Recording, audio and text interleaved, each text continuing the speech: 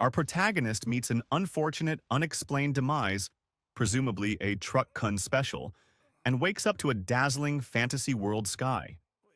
He barely has time to process his reincarnation before realizing he has no limbs, no face, and no human body whatsoever. Instead, he's floating in a wasteland, and his new form is that of an ornate, magical sword. But before full-blown panic can set in, he discovers that, unlike most isekai protagonists, he doesn't need to wait around for plot convenience to make him strong. By slaying monsters, he can absorb their skills, a literal power grind on steroids. So he gets to work, mercilessly farming everything in sight like an MMO player with no life. With every kill, he absorbs skills like fireball, telekinesis, flight, and even some ridiculously specific ones like auto-cleaning, because hygiene matters, even for swords. Before long, he's basically a one-man army in blade form, cutting through goblins, ogres, and whatever else dares to exist within a 10-mile radius. Things are going great, until they aren't. While testing out his flight ability, he hovers too far from his last resting spot and gets stuck in the ground. No matter how hard he tries, he can't move. Just like that, the mighty blade becomes a glorified lawn ornament. The worst part? No one's around to pull him out, leaving him completely at the mercy of nature. The excitement of reincarnation has quickly turned into the dullest isekai fate imaginable. Days pass, and just when our swordy protagonist starts wondering if he's going to spend eternity collecting dust, fate intervenes in the form of Fran, a young black cat beastkin girl. She's small, scrappy, and unfortunately enslaved by a pack of sadistic traders who seem to think tormenting a child is a fun pastime. Right when things are about to get truly grim, a bunch of hungry monsters crash the party. Because of course they do. The slavers, cowards that they are, abandon Fran to her fate. With no weapon to defend herself, her chances of survival are slim, until she hears a voice calling to her. Yes, it's Excalibur but better, still stuck in the ground practically screaming, "Hey kid, pull me out and let's wreck these fools." Fran wastes no time yanking the sword free, and the moment they make contact, the blade establishes a telepathic link with her.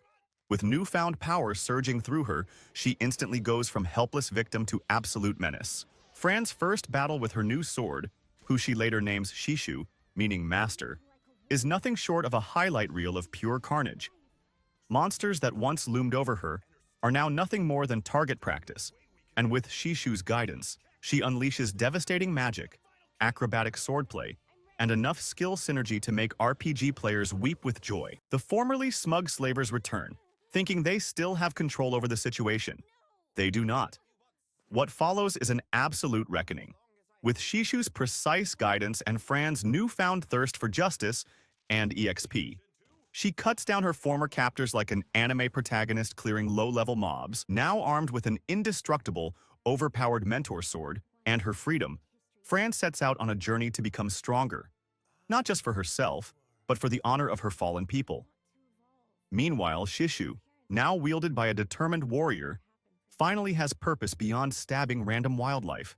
And so, our dynamic cat girl and sword sets off, ready for whatever the world throws at them next. With her new cheat code weapon, Fran is officially on the fast track to overpowered protagonist status.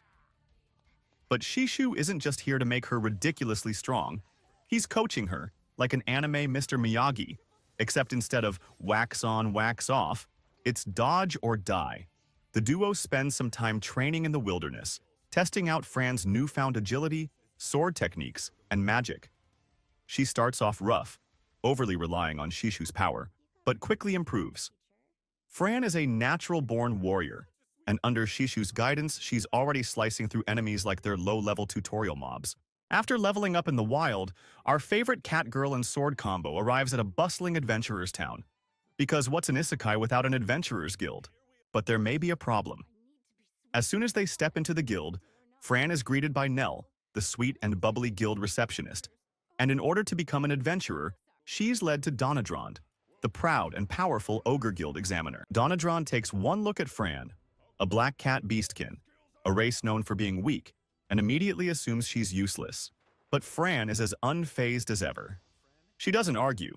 She just smashes through the guild's strength test like it's made of wet paper, proving in 2 seconds that she's not just strong, she's ridiculously OP. Donadrand realizes he might have severely misjudged the quiet cat girl with a glowing murder sword. After the test, Fran is taken to the guildmaster, who after a bit of an interrogation and along with Nell, lead Fran to her next test, which is the obligatory, put your hand on the crystal to see your powers trope. Will the crystal blow up? No, not today. But they do get to see just how powerful Fran is. With that concluded, her badassery is now undeniable and Fran receives her official adventurer license.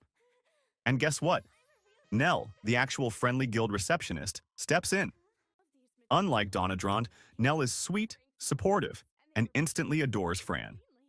She treats her like a cute little sister, which Fran, who has never experienced kindness before, deeply appreciates, even if she doesn't fully show it. Now, a fully registered adventurer, Fran is ready to take on tougher quests, stronger enemies, and more ridiculous challenges. And with Shishu at her side, guiding her with both wisdom and an endless supply of sarcastic commentary, she's set to carve her way to greatness. It's gear upgrade time. Fran and Shishu are looking for any renowned blacksmith shop, but all are booked solid. And that's where things get weird. The blacksmith, Garrus, is a girthy dwarf with an intimidating presence, but unlike the usual jerks who underestimate Fran, this guy immediately respects her strength. However, his real interest lies elsewhere. Despite their suspicions, Fran needs armor, and Gallus has the best gear in town. After some awkward tension, he finally relents and offers to craft Fran a custom-made suit, equipping her with some temporary armor for the time being.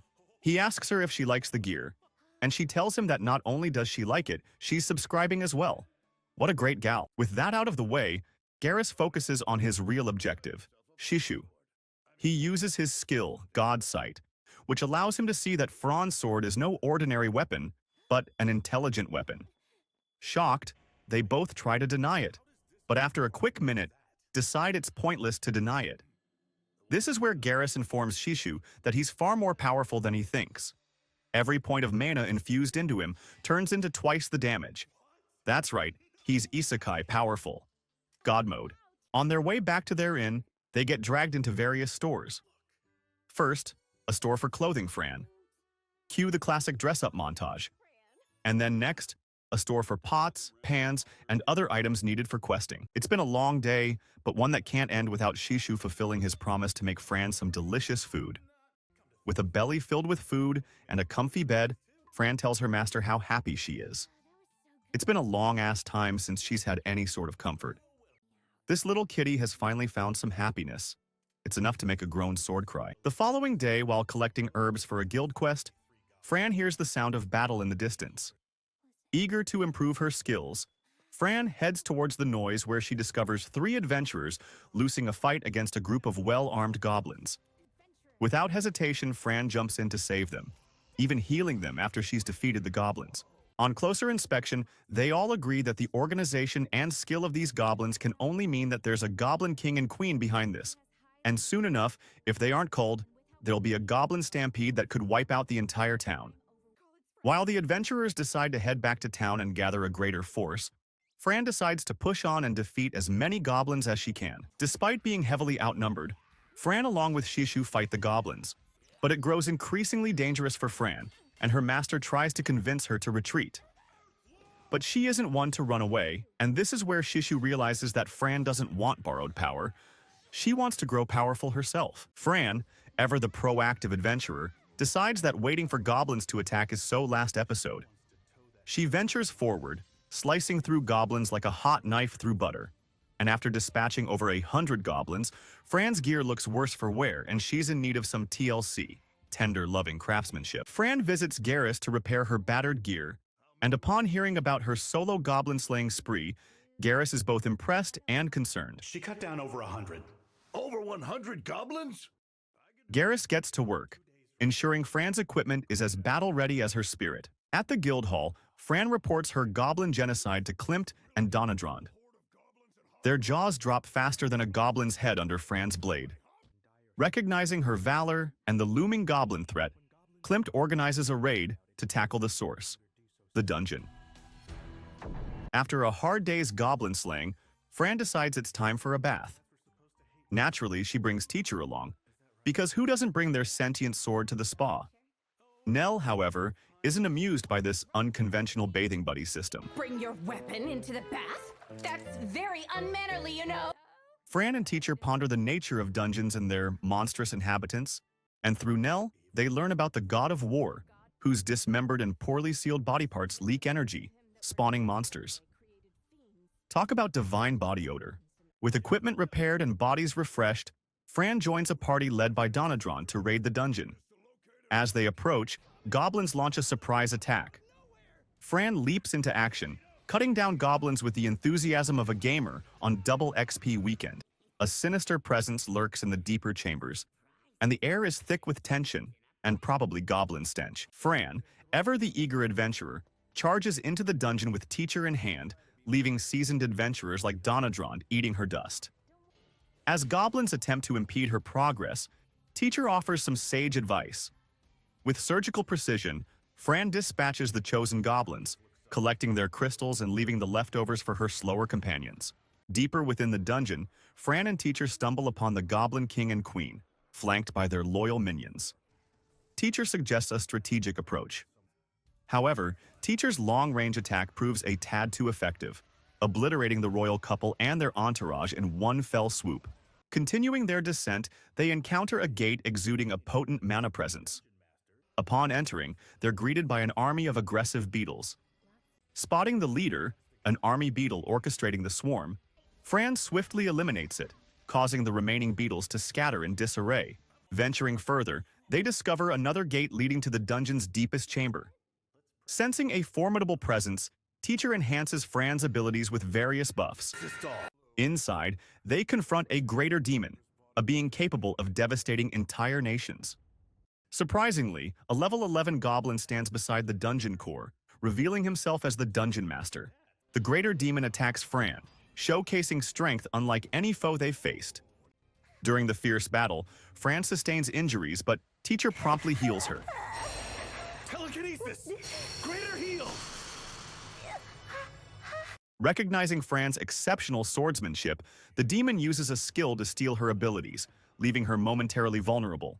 To his shock, the demon realizes that Fran's abilities remain intact, as he doesn't realize that Fran's skills are borrowed from her teacher. The dungeon master, a cunning goblin, tries to assist the greater demon by summoning a horde of goblins. Annoyed, the demon obliterates the goblins himself with a black bomb spell, warning the dungeon master not to interfere again. Frustrated, the greater demon unleashes a darkness thunderbolt aimed directly at Fran. With teacher's guidance, Fran narrowly evades the attack, showcasing her agility and determination. Teacher recalls that a dungeon master's summons can't survive without their master. Fran shifts her focus, aiming her attacks at the goblin dungeon master, forcing the greater demon to play defense. In a bold move, Fran hurls teacher directly at the dungeon master. As the demon moves to intercept, teacher changes direction midair, piercing the greater demon instead. The demon disintegrates, but the impact causes teacher's blade to crack. With the dungeon master defeated, the dungeon collapses, and Fran emerges victorious. Fresh from her dungeon-conquering triumph, Fran reports to Guildmaster Klimt. Their debrief is rudely interrupted by August Alsand, the self-important vice-captain of the Alessa Knights Brigade. August, flaunting his essence of falsehood skill, claims he can detect lies and accuses Fran of dishonesty. Teacher, ever the opportunist, sees a chance to test their newly acquired skill, Taker ability. While August continues his tirade, teacher discreetly employs Skill Taker, snatching away August's prized abilities, Essence of Falsehood and Etiquette.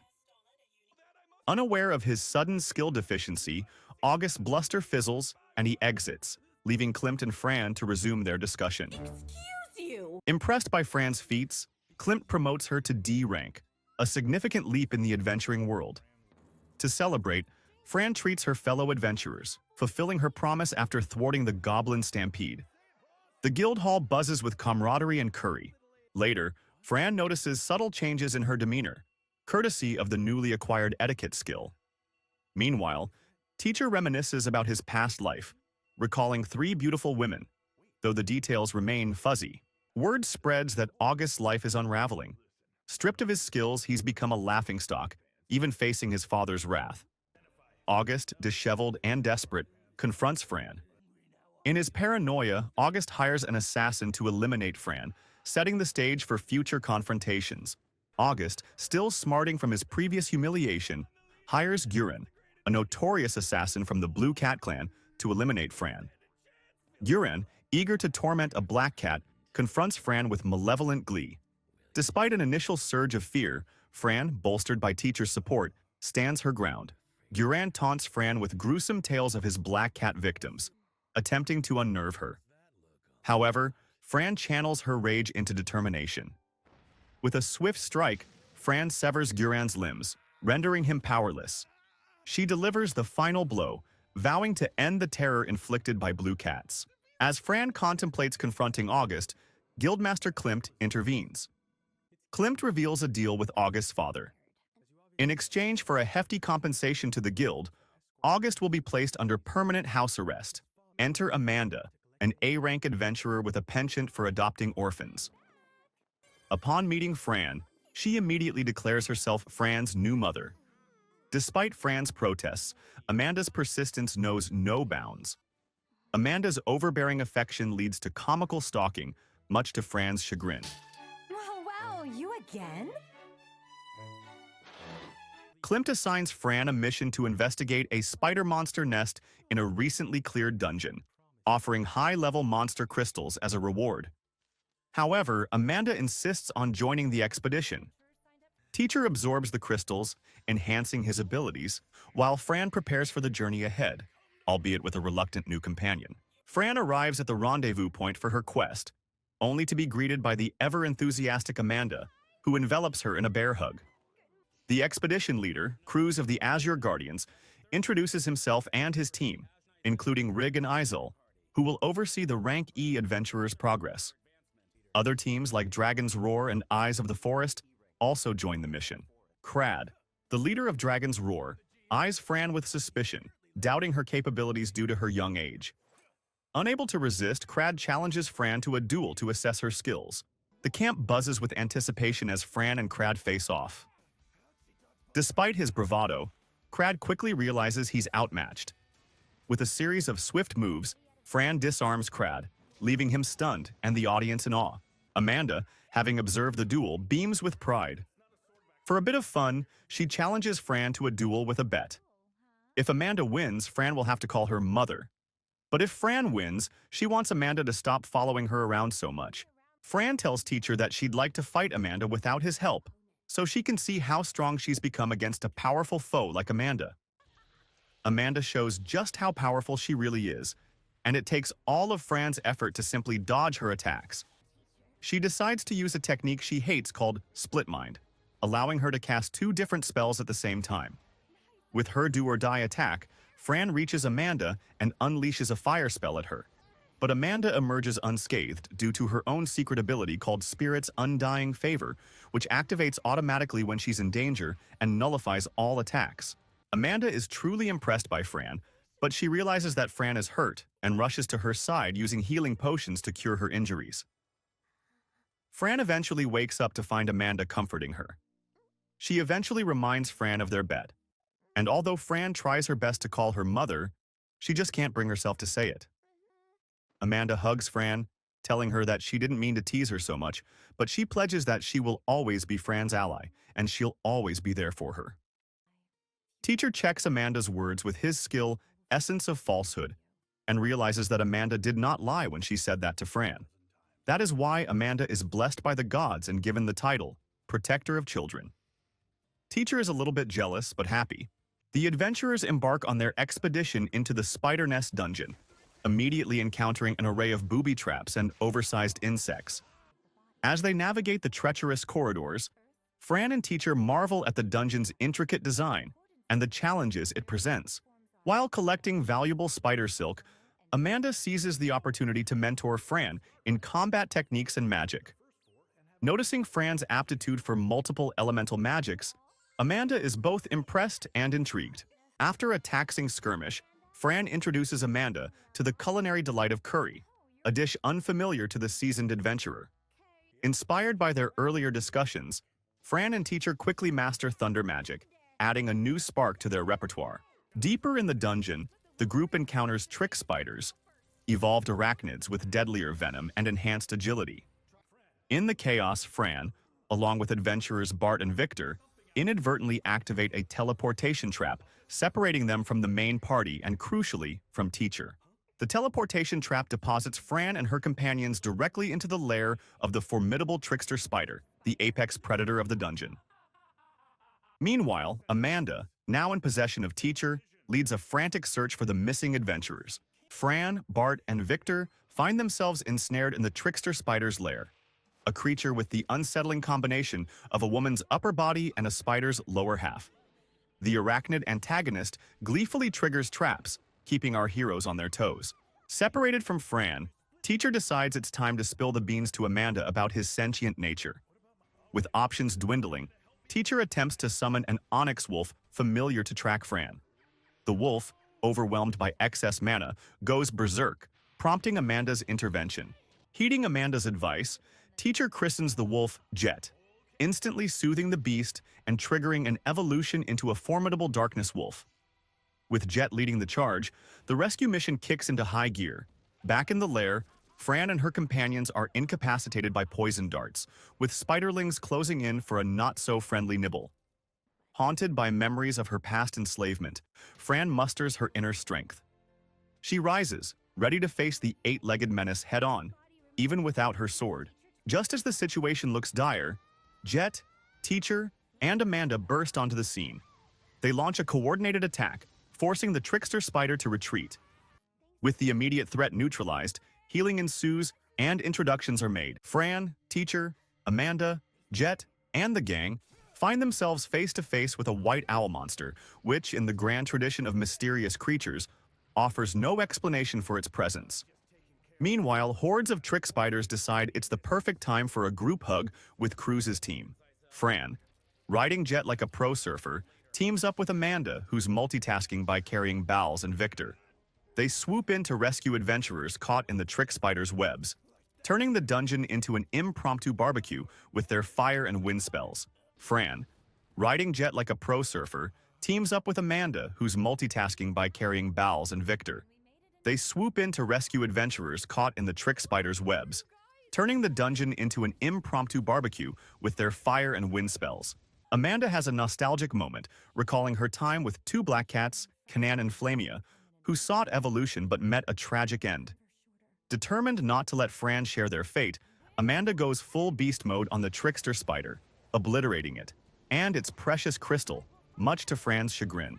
Post-dungeon crawl, Guildmaster Klimt gives Fran the green light to head to Olmut and throws in a promotion for good measure. Blacksmith extraordinaire Garrus outfits Fran with new armor that leaves her midriff exposed but compensates with a protective force field. As Fran prepares to depart, she drops the M word, calling Amanda Mom, triggering a tearful epiphany about Fran's lineage. Turns out she's the daughter of Keenan and Flamia.